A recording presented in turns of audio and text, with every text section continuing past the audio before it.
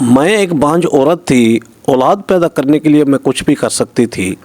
ایک دن میرے گھر کے نوکر نے مجھے دیکھ کر کہا کہ آپ کو بچہ ہو سکتا ہے، آپ کو بچہ چاہیے تو میرے ساتھ ایک رات ہم بستری۔ لیکن اس رات اس نے ایسی چیز سے ہم بستری کی کہ میرے ہوش اڑ گئے۔ کبھی کبھی انسان کے سامنے ایسی مجبوری آ جاتی ہے کہ اسے غلط صحیح کی پہچان نہیں رہتی۔ کچھ مجبوریوں کے ہوتے ہوئے وہ غلط کر بیٹھتا ہے، جس کے بعد پچھتانے کے علاوہ اس کے پاس کچھ بھی نہیں بچتا۔ میرے پاس ہر قسم کا عیش و آرام تھا، نوکر چاکر، گاڑی بنگلہ، سب کچھ تھا۔ کہنے کا مطلب تھا کہ میرے گھر میں ہر طرح کی سہولت موجود تھی، پر دولت سب کچھ نہیں ہوتی ہے۔ مجھے ایک کمی تھی، وہ کمی دنیا کی سب سے بڑی کمی تھی۔ مجھے بس ایک اولاد کی کمی تھی، اور اولاد نہ ہونے کی وجہ سے میرا شوہر مجھے طلاق دے کر دوسری شادی کرنے والا تھا۔ اولاد کی خاطر میں کچھ بھی کر گزرنے کے لیے تیار تھی، کسی بھی حد تک جانے کے لیے تیار تھی۔ میرے گھر میں ایک نوکر تھا جو دیکھنے میں کافی خوبصورت اور ہٹا کٹا نوجوان تھا۔ ایک دن اس نوکر نے مجھ سے کہا، میم صاحب آپ کو بچہ ہو سکتا ہے، پر بچے کے لیے آپ کو میری ایک بات ماننی پڑے گی۔ میں نے کہا کیا بات؟ نوکر نے کہا میم صاحب بچے کے لیے آپ کو میرے ساتھ ایک رات۔ میں صبح ہی صبح باغیچے کے اندر کرسی پر بیٹھ کے ہاتھ میں چائے کا کپ لے کر چائے پی رہی تھی۔ بہت ہی پرسکون اور خوشگوار دن تھا۔ چڑیوں کی پیاری چہچہاہٹ ہر کسی کے دل کو موم کر لیتی ہے۔ اتنی پیاری اور آرام دہ زندگی میں بھی میرے دل میں دکھ کی لہریں امڑ رہی تھیں۔ میری آنکھوں سے آنسوؤں کا سیلاب میرے اندر پھوٹ پھوٹ کر باہر آنے کو زور زور سے زورے لے رہا تھا۔ آج میرے شوہر نے پھر سے مجھے وہی بات کہی تھی جس کو سننے کے بعد میری طبیعت بگڑ گئی تھی۔ میرے پاس کیا کچھ نہیں تھا، خدا کا دیا ہوا سب کچھ تو تھا۔ گاڑی بنگلہ، نوکر چاکر، ہر طرح کا عیش و آرام میرے گھر میں موجود تھا۔ میرے گھر میں چھوٹی سے لے کر بڑی تک ضرورت کے حساب سے ہر سہولت موجود تھی۔ میرا شوہر ایک بہت بڑا بزنس مین تھا، جس وجہ سے گھر میں دولت کی کوئی کمی نہیں تھی۔ میرے گھر میں نوکر چاکر سے لے کر مہنگی سے مہنگی گاڑی تک موجود تھی۔ میں ایک خوبصورت حسین عورت تھی۔ میری شادی کو 4 سال ہو گئے تھے، لیکن خدا نے ابھی تک اپنی مہربانی مجھ پر نہیں دکھائی تھی۔ میری ممتا بچوں کے لیے ترستی رہتی تھی۔ میں نے ہر طرح کا علاج کروا لیا تھا، لیکن مجھے پھر بھی خوشی نہیں ملی تھی۔ مجھے ایک ایسی بیماری تھی کہ حاملہ ہوتی تو 3 مہینوں کے بعد میرا بچہ گر جاتا تھا۔ میرے شوہر نے ہر ڈاکٹر، ہر حکیم سے ہر طرح کا میرا علاج کروا لیا تھا۔ کوئی بھی ایسی دوا ادارہ نہیں چھوڑا تھا، اور نہ ہی کوئی ایسی دیسی نسخہ چھوڑا تھا جو میں نے آزمایا نہیں تھا۔ لیکن میرے ساتھ یہ سلسلہ جاری رہتا تھا۔ میں بچوں کے بارے میں دن رات سوچتی رہتی تھی، اور اکثر زیادہ تر ان خیالوں میں کھوئی رہتی تھی۔ میں بھی اب ایک بچہ چاہتی تھی۔ میں انہی سب خیالوں میں گم تھی کہ کبھی شیشے کی تیز چمکنے نے ہر بڑھانے پر مجبور کر دیا تھا۔ میں نے سامنے دیکھا تو وہ ہمارا نیا نوکر تھا۔ شیشے کے گملے صاف کرتے ہوئے وہ نوکر کچھ عجیب نظروں سے مجھے ہی دیکھے جا رہا تھا، جیسے کہ اس نے پہلے کبھی عورت دیکھی نہ ہو۔ اور جیسے میری نظر اس پر پڑی تو وہ ہر بڑا سا گیا، اور فوراً سے نظریں جھکا کر پھر سے وہی گملہ صاف کرنے میں مصروف ہو گیا۔ اب ایک دن پہلے پرانا نوکر کام چھوڑ کر چلا گیا تھا، تو میرے شوہر نے نیا نوکر کام پر رکھا تھا۔ یہ نوکر 25 سال کا ہٹا کٹا خوبصورت نوجوان تھا۔ وہ ہمارے گھر کے چھوٹے موٹے کاموں اور میری گاڑی کے ڈرائیو ہی کرتا تھا۔ مجھے کہیں بھی آنا جانا ہوتا تھا تو میں اسی کے ساتھ جاتی تھی، یا پھر آپ یوں سمجھ لو کہ میرے شوہر نے اسے میرے ان کاموں کے لیے رکھا تھا جو کام وہ نہیں کر سکتا تھا۔ میں نے جہاں بھی جانا ہوتا تو میں اسی نوجوان کے ساتھ جاتی۔ میں نے محسوس کیا تھا کہ جب میں گاڑی کی پچھلی سیٹ پر بیٹھ کر کہیں اس کے ساتھ جاتی تھی تو وہ شخص بہانے بہانے سے مجھے شیشے میں سے گھورتا رہتا تھا۔ جب میں اسے دیکھتے تو وہ فوراً سے وہ نوکر نظریں بدل لیتا تھا۔ اس نوکر کے دل میں نہ جانے مجھے لے کر کون سی خواہش تھی۔ خیر، میرا بچہ گرنے کی بیماری کی وجہ سے میرا شوہر بھی مجھ سے تنگ آنے لگ گیا تھا۔ شوہر کیا، مجھ سے تو پوری دنیا ہی تنگ آ چکی تھی۔ میں کسی بھی محفل میں جاتی تو عورتیں مجھ سے دور دور ہونے لگتی تھیں، جیسے میں کوئی اچھوت ہوں۔ خاص طور پر حاملہ عورتیں تو مجھے یوں دیکھتی تھیں جیسے کہ میں کوئی ڈین ہوں۔ میرا سایہ بھی اگر ان پر پڑ گیا تو ان کا بچہ مر جائے گا۔ میں جانتی تھی مجھے محفلوں میں لوگ شاید اس لیے برداشت کرتے تھے کہ میرا شوہر ایک بہت بڑا بزنس مین تھا، اور اس کے تعلقات کی وجہ سے سب لوگ مجھے برداشت کرنے پر مجبور تھے۔ رات کو بھی میں ایک پارٹی میں گئی ہوئی تھی، لیکن بہت سی عورتیں مجھ سے ٹھیک سے بات نہیں کر رہی تھیں، کیونکہ سبھی جانتی تھی کہ جب بھی میں حاملہ ہوتی تھی تو 3 مہینے کے بعد ہی میرا بچہ گر جاتا تھا۔ ایک عورت کے لیے یہ بہت بڑی تکلیف دہ مرحلہ ہے۔ 3 مہینے تک وہ اپنے پیٹ میں اپنی اولاد کو محسوس کر کے اسے پالتی رہی، اور پھر 3 مہینے بعد اس دنیا میں آنے سے پہلے ہی اس کا بچہ پیٹ میں ہی مر جائے۔ یہ میرے لیے کتنی دکھ کی بات تھی۔ خیر، میں نے اپنے آنسو پوچھے اور ہاتھ میں پکڑا ہوا چائے کا خالی کپ ٹیبل پر رکھ دیا۔ گھر میں کرنے کے لیے میرے پاس کوئی کام نہیں ہوتا تھا، گھر کا سارا کام تو نوکر کیا کرتے تھے، اس لیے میں ہر وقت انہی خیالوں میں کھوئی رہتی تھی۔ رات کو جب فاروق گھر آتا تو میرا بجھا ہوا چہرہ دیکھ کر اس کے ماتھے پر عجیب سی سلوٹیں پڑ جاتی تھیں۔ فاروق میرے پاپا کے ساتھ کام کیا کرتا تھا، میں نے اسے اپنے پاپا کے آفس میں دیکھا تھا، اور پھر میرے پاپا نے فاروق کو خود ہی میرے لیے پسند کیا تھا اور اسے میرے ساتھ شادی کرنے کے لیے کہا تھا۔ فاروق کو مجھ سے شادی کرنے پر کوئی اعتراض نہیں ہوا تھا۔ ہم دونوں کی شادی کو 4 سال کا وقت گزر گیا تھا، اور ان 4 سالوں میں 3 بار حاملہ ہوئی تھی، لیکن ہر باری میرا بچہ میرے پیٹ میں مر جاتا تھا۔ فاروق نے میرا علاج کروانے کے لیے کوئی بھی کسر نہیں چھوڑی تھی۔ سارے حکیم، بڑے سے بڑے ڈاکٹر فاروق نے ان سب کو مجھے دکھایا تھا، یہاں تک کہ مجھے باہر کے ملکوں کے ڈاکٹر کو بھی دکھایا تھا۔ میں نے بھی بچے کی خاطر اپنی طرف سے کوئی کسر نہیں چھوڑی تھی۔ میں نے ہر مسجد، ہر دربار میں ماتھا ٹیکا۔ بچے کی خاطر میں نے نہ جانے کتنے مزاروں پر دھاگے باندھے تھے، لیکن پھر بھی میری گھوس سونی کی سونی ہی تھی۔ میری بیماری ایسی بیماری تھی جو ختم ہونے کا نام ہی نہیں لے رہی تھی۔ اب تو ہر وقت فاروق بھی مجھے تانے دینے لگا تھا اور کہتا رہتا تھا 4 سال ہو گئے ہیں لیکن ابھی تک تو مجھے ایک بچہ نہیں دے سکی۔ میں تم سے اب تھک چکا ہوں، اتنی ساری جائیداد ہے میرے پاس، لیکن اس جائیداد کا کوئی وارث نہیں ہے، اور نہ ہی مجھے تم سے آگے کوئی امید دکھ رہی ہے۔ میں کیا کروں گا اتنے پیسوں کا؟ اگر میں مر گیا تو میرا سب کچھ دوسرے کھائیں گے، میری ساری جائیداد ان کے حوالے ہو جائے گی۔ آج بھی میں گمسم بیٹھی اس کی باتیں چپ چاپ ہی سن رہی تھی اور دل ہی دل میں رو رہی تھی، کیونکہ رونے کے سوا اور میں کر بھی کیا سکتی تھی؟ فاروق کو تو میں کچھ کہہ بھی نہیں سکتی تھی، اور وہ پچھلے 2 سال سے مجھے ایسے ہی سناتے آ رہے تھے، لیکن میں بالکل خاموش رہتی تھی، کیونکہ میں جانتی تھی کچھ نہ کچھ کمی میرے اندر ہی تھی، اور میں فاروق کی باتوں کا مطلب اچھی طرح سے جانتی بھی تھی، اور جو فاروق چاہتا تھا میں اس کی اجازت اسے کسی بھی قیمت پر نہیں دے سکتی تھی۔ وہ 2 سال سے مجھے دبے دبے لفظوں سے کہہ رہا تھا، لیکن آج تو اس نے مجھے صاف صاف کہہ دیا تھا۔ فاروق نے مجھ سے کہا تھا، رمشا مجھے ایک بچہ چاہیے اور وہ بچہ تم مجھے نہیں دے سکتی، اس لیے میں دوسری شادی کرنا چاہتا ہوں۔ فاروق کی یہ بات سن کر میرے سر پر آسمان پھٹ گیا، میرے پیروں تلے سے زمین ہی نکل گئی۔ میں رونے لگی کیونکہ مجھے میری دنیا اجڑتی ہوئی دکھائی دے رہی تھی۔ میں نے فاروق کا ہاتھ پکڑ لیا۔ میں نے فاروق سے کہا، تم کیا کر رہے ہو؟ تم دوسری شادی کرنا چاہتے ہو؟ میں تمہیں یہ سب کسی بھی قیمت پر نہیں کرنے دوں گی۔ فاروق نے مجھ سے کہا، رمشا، اور میں کر بھی کیا سکتا ہوں؟ مجھے وارث چاہیے جو تم مجھے نہیں دے سکتی ہو، اس لیے میں دوسری شادی کرنا چاہتا ہوں، اور مجھے ایسا کرنے سے کوئی بھی نہیں روک سکتا۔ فاروق یہ سب باتیں مجھے بہت ہی سنجیدہ طریقے سے کر رہے تھے۔ میری آنکھوں میں آنسو آ گئے اور میں ٹوٹے ہوئے دل کے ساتھ فاروق کی طرف دیکھتے ہوئے اس سے کہنے لگی، فاروق پلیز تم ایسا مت کرو۔ تم کیا سمجھتے ہو اولاد نہ ہونے کا غم بس تمہیں ہی ہے، مجھے نہیں ہے کیا؟ میں بھی اولاد کے لیے تڑپتی ہوں۔ میں اپنی اولاد کو کھو دینے کے بعد کسی تکلیف سے گزرتی ہوں، تمہیں کیا پتہ اولاد کو مرنے کے بعد میں کس قدر پھوٹ پھوٹ کر روتی ہوں، اور اب لوگوں کے تانے سن سن کر میرے کان پک گئے ہیں۔ بچہ نہ ہونے کی وجہ سے سب لوگ مجھ سے کتراتے ہیں، کوئی میرے پاس تک بھی نہیں آتا، سب لوگ مجھے اچھوت کی نظروں سے دیکھتے ہیں۔ مجھے جو تم سے امید تھی کہ تم میرے اس برے وقت میں میرا ساتھ دو گے، لیکن تم تو مجھ پر ایک اور ظلم کرنے کے لیے کہہ رہے ہو، میرے گھر میں میری سوتن لانا چاہتے ہو۔ فاروق کو مجھ سے محبت تھی، شاید یہی وجہ تھی کہ پچھلے 4 سال سے وہ مجھے یہ بات کہتے ہوئے کترا رہا تھا، لیکن وہ تھا تو ایک آدمی ہی نہ، وہ کچھ بھی کر سکتا تھا۔ میں اپنے گھر میں کسی دوسری عورت کو برداشت نہیں کر سکتی تھی، اور نہ ہی اپنے شوہر کو کسی دوسری عورت کے ساتھ بانٹ سکتی تھی۔ مجھے بس اس بات کا ڈر تھا جو آج فاروق نے مجھ سے کہہ دیا تھا۔ فاروق مجھ سے کہنے لگا کہ تم عورتوں کے پاس یہ سب سے بڑا پلس پوائنٹ ہے کہ تم عورتیں ذرا سی بات پر رو کر اپنا دل کا بوجھ ہلکا کر لیتی ہو، لیکن بتاؤ میں کیا کروں؟ مجھے اولاد چاہیے، اور وہ بھی ہر حال میں۔ اگر میں نے اور سال برباد کر دیے تو اور مشکل ہو جائے گی۔ میں نے کہا، فاروق تم نے جیسے جیسے چاہا ویسے ویسے تم میرا علاج کرواتے آ رہے ہو، اور ابھی بھی تم جو چاہو وہ میرے ساتھ کر سکتے ہو، میں اف تک نہیں کروں گی، اور نہ ہی کبھی میں نے تمہیں انکار کیا ہے، اور آگے بھی تم جیسا کہو ویسا کرنے کے لیے میں تیار ہوں، لیکن اللہ کے واسطے تم دوسری شادی کی بات مت کرو۔ دوسری عورت کو اس گھر میں اور تمہاری زندگی میں کسی بھی صورت میں برداشت نہیں کر سکوں گی، پلیز تم مجھے اس تکلیف میں مت ڈالو۔ اس بار انہوں نے اپنا ہاتھ میرے دونوں ہاتھوں سے کھینچا اور میں اٹھ کر باہر چلی گئی۔ मैं पूरी रात रोती रही। सुबह मेरी आंखें बहुत ज़्यादा सूजी हुई थी। फ़ारूक मेरे उठने से पहले ही ऑफिस जा चुका था। मैं कमरे से बाहर आई तो नौकरानी ने मुझे नाश्ते के लिए पूछने लगी। मैंने कहा मुझे कुछ नहीं खाना है, बस एक कप चाय पिला दो।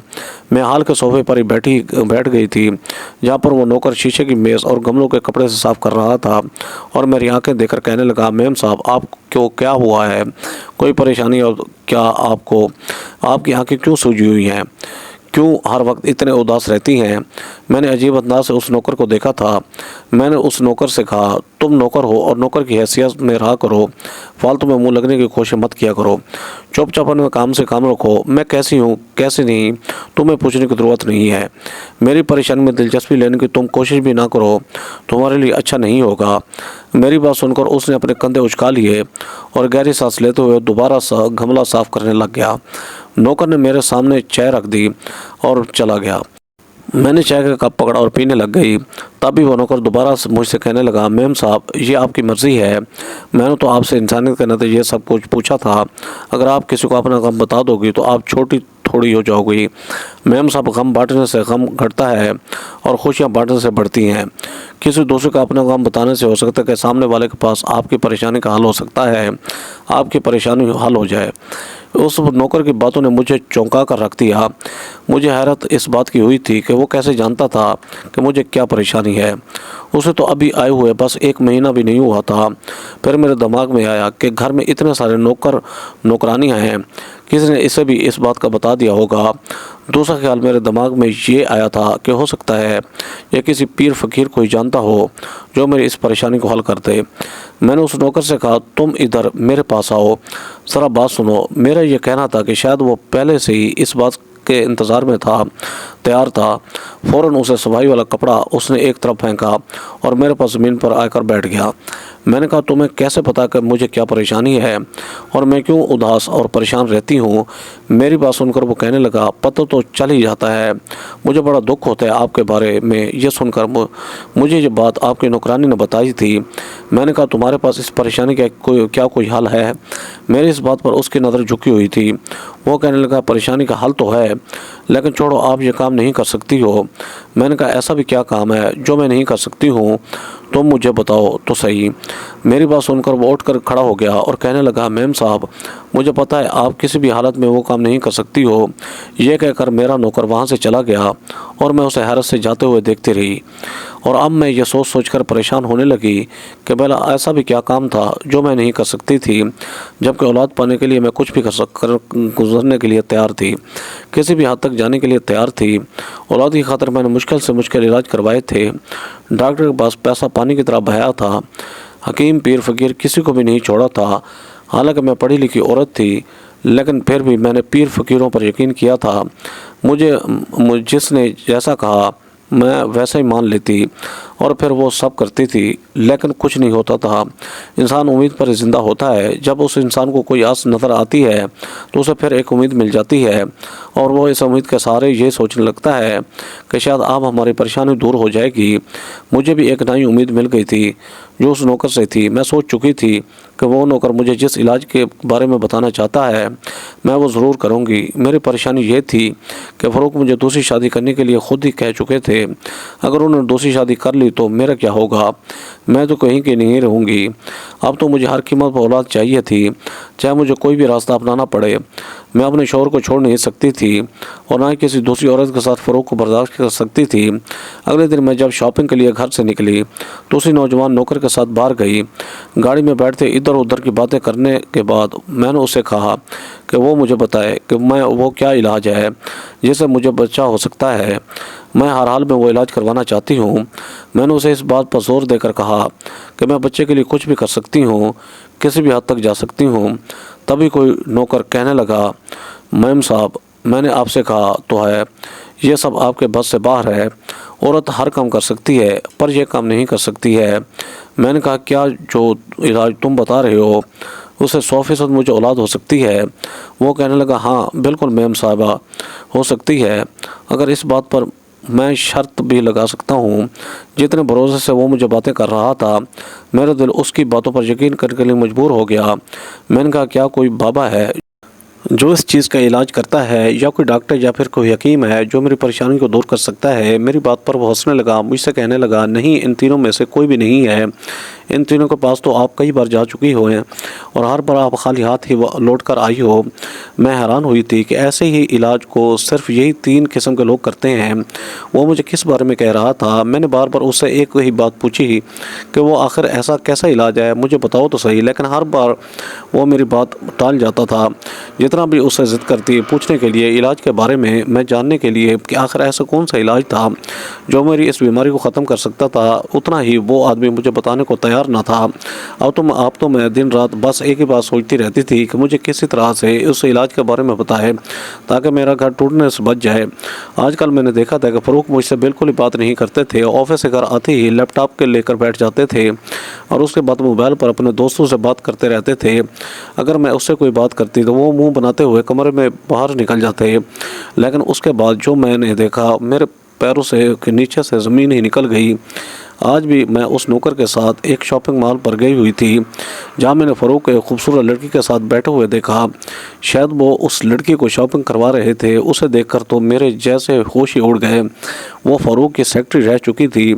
वो नौकर भी मेरे साथ था। वो मेरे चेहरे की उड़ी हुई रंगत को देख रहा था। फ़ारूक और वो लड़की कुछ कदम के फासले पर मेरे सामने एक शॉप के अंदर खड़े खड़े हंस रहे थे और बातें कर रहे थे। वो लड़की अपने लिए कपड़े पसंद कर रही थी और फ़ारूक से पूछ रही थी कि वो कौन से कपड़े ले। ये सब देखकर मेरे सर पर आसमान गिर चुका था। मुझे ऐसा लग रहा था जैसे मेरे जिस्म के अंदर जान ही ना हो। मेरे शौहर किसी दूसरी लड़की के साथ था। मैं उससे बेइंतहा मोहब्बत करती थी। इसी वजह से मैं फ़ारूक के साथ किसी दूसरी लड़की को बर्दाश्त नहीं कर सकती थी। मुझे याद है जब मेरी शादी हुई थी तो शादी से पहले फ़ारूक की यही पर्सनल सेक्रेटरी थी। लेकिन मैंने आते ही इस लड़की की जांच छुट्टी करवा दी थी। फ़ारूक, तुम अपने सेक्रेटरी से किसी भी तरीके से कोई भी मेल जोल ना रखो। मैं तुम्हारे साथ किसी भी फीमेल को बर्दाश्त नहीं कर सकती हूँ। उस वक्त तो फ़ारूक ने मेरी बात मान ली थी, लेकिन उस वक्त इसीलिए अपने शौहर के साथ किसी दूसरे देखकर मेरे होश उड़ गए थे। दिल में न जाने कैसे ख्याल उठने लगे थे। मैंने अपनी शॉपिंग बैग वहीं फेंका और तेज़ कदमों से चलती हुई फ़ारूक और उस लड़की के सामने खड़ी हो गई। मुझे अपने सामने देखकर वो दोनों घबरा गए। मैंने कहा, फ़ारूक, ये कौन है? मेरा लहजा बहुत ही ज़्यादा सख्त था और चेहरा गुस्से से लाल पीला हो रहा था। फ़ारूक ने कहा, अभी तुम घर जाओ, मैं घर आकर इस बारे में तुमसे बात करूंगा। मैंने फ़ारूक से कहा, नहीं, मुझे अभी बताओ ये कौन है, तुम्हारा इसके साथ क्या ताल्लुक़ है? तुम मेरे होते हुए कैसे किसी गैर लड़की के साथ बाज़ारों में घूम सकते हो? तुम मेरे शौहर हो और मेरे लिए तो तुम्हारे पास वक्त ही नहीं होता है। जब भी मैं तुम्हें अपने साथ शॉपिंग के लिए कहती हूँ तो तुम मुझे मना कर देते हो और कहते हो कि तुम बिज़ी हो और इस लड़की के साथ घूमने फिरने के लिए तुम्हारे पास वक्त ही वक्त है। मेरा गुस्सा सातवें आसमान पर था। मेरा लहजा भी और ज़्यादा सख्त होने लगा था। बहुत से आते जाते लोग मुझे और फ़ारूक को देख रहे थे। फ़ारूक ने जब चारों तरफ लोगों को देखा तो वो मुझे गुस्से से घूरते हुए कहने लगे, रिमशा, बाज़ार में मैं तमाशा मत बनाओ और घर जाओ। मैंने कहा, क्यों मैं घर जाऊं? ये कौन है तुम्हारे साथ? तुम इसे नौकरी से निकाल चुके थे ना? इस लड़की को मैंने गुस्से से कहा, निकलो तुम यहाँ से, और अगर तुम फ़ारूक के साथ नज़र आई तो मैं तुम्हारा गला दबाकर तुम्हें जान से मार डालूंगी। मुझे ना तो अपने गुस्से की परवाह थी और ना इस बात का पता था कि मैं इस वक्त कौन सी जगह पर खड़ी थी जहाँ लोग देख रहे थे। मुझसे तो बस वो लड़की फ़ारूक के साथ खड़ी हुई बर्दाश्त नहीं हो रही थी। मेरी बात सुनकर वो लड़की फ़ौरन से वहाँ से चली गई। उसके बाद फ़ारूक ने मुझे बाजू से पकड़ा और मुझे माल से बाहर खींचता हुआ ले आया। वो नौजवान लड़का भी हमारे पीछे पीछे आने लगा। फ़ारूक ने मुझे गाड़ी का पिछला दरवाज़ा खोलकर अंदर की तरफ बहुत ही ज़ोर से धकेल दिया और ख़ुद ही मेरे बराबर में बैठ गया और उस लड़के से कहने लगा कि गाड़ी चलाओ। वो चुपचाप गाड़ी चलाने लगा। मैं रोने लगी। मैंने कहा, फ़ारूक, मैं तुम्हें किसी भी कीमत पर दूसरी शादी नहीं करने दूँगी। फ़ारूक मुझे जहर भरी नज़रों से देख रहा था और गुस्से से कहने लगा, तुमने पहले ही मेरा शॉपिंग मॉल पर बहुत तमाशा बना दिया है। गाड़ी में चुपचाप बैठी रहो, वरना ये ना हो कि मेरा तुम पर हाथ उठ जाए। फ़ारूक का ये कहना था कि गाड़ी को एकदम ब्रेक लगी। झटके से गाड़ी रोकने की वजह से मैं और फ़ारूक आगे की तरफ हो गए। फ़ारूक उस लड़के से कहने लगा, क्या तुम पागल हो गए हो? तुमने यूँ अचानक गाड़ी क्यों रोकी है? वो पीछे रहकर देखने लगा اور کہنے لگا صاحب جی عورت سے ایسی بات نہیں کرتے، میم صاحب پریشان ہیں، آپ انہیں آرام سے بھی سمجھا سکتے ہیں۔ میں یہ نہیں سمجھ پا رہی تھی کہ اس نے فاروق سے ایسا کیوں کہا تھا۔ یہ میرا اور فاروق کا معاملہ تھا، وہ ہوتا کون تھا ہمارے بیچ میں بولنے والا؟ یہی حال فاروق کا بھی تھا۔ فاروق پہلے سے ہی مجھ پر غصہ تھا اور اس نوکر سے کہنے پر فاروق کا پارا اور بڑھ گیا۔ فاروق آنکھیں لال کرتے ہوئے نوکر سے کہنے لگا تم اپنے اوقات مت بولو، تم ایک گھر کے نوکر ہو اور اب معمولی نوکر مجھے سکھائے گا کہ مجھے اپنی بیوی سے کیسی بات کرنی ہے۔ اپنے کام سے کام رکھو اور چپ چپ گاڑی چلاؤ۔ وہ لڑکا بھی کافی غصے میں تھا، اس نے اس بار بڑی تیز سپیڈ میں گاڑی چلائی۔ جیسے ہم بنگلے کے اندر داخل ہوئے آخر تم مجھے کمرے میں لے کر چلے گئے اور کمرے میں جاتے ہی کہنے لگا کہ آخر تم چاہتے کیا ہو؟ اگر تم نے ایسے ہی تماشا لگائے رکھا تو میں سچ مچ شادی کر کے اسی لڑکی کو یہاں لے آؤں گا۔ میں نے کہا کہ مت بھولو کہ جس جائیداد پر تم اتنا اکڑ رہے ہو وہ سب میری ہے، یہ بزنس میرا ہے، یہ بنگلہ بھی میرا ہے۔ آج تک میں نے فاروق سے یہ بات نہیں جتائی تھی لیکن اب جتا رہی تھی۔ میں نے کہا تم شاید بھول چکے ہو کہ تم میرے پاپا کے ساتھ کام کرتے تھے۔ میرے منہ سے یہ بات سن کر وہ کہنے لگا کہ بڑا غرور ہے نا تمہیں اپنے پیسے پر اس گھر پر۔ وہ میرے پاس آیا اور چلا کر کہنے لگا تم نے مجھے دیا ہی کیا ہے؟ ایک اولاد تک تم مجھے نہ دے سکی، تمہیں اپنے پیسے پر اتنا غرور ہے تو ٹھیک ہے میں تمہیں طلاق دیتا ہوں۔ یہ سن کر میرے پیروں تلے سے زمین نکل گئی۔ مجھے یقین نہیں ہو رہا تھا کہ فاروق نے مجھے یہ سب کہا تھا۔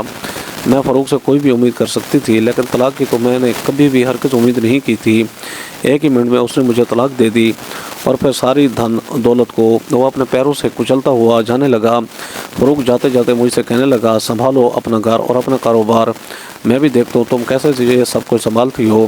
مجھے پیسوں کی کمی نہیں ہے، میں بہت پیسے بنا چکا ہوں۔ یہ کہہ کر فاروق گھر سے نکل گیا تھا اور میں جو کھڑی تھی جیسے میں کوئی پتھر کی مورت ہوں۔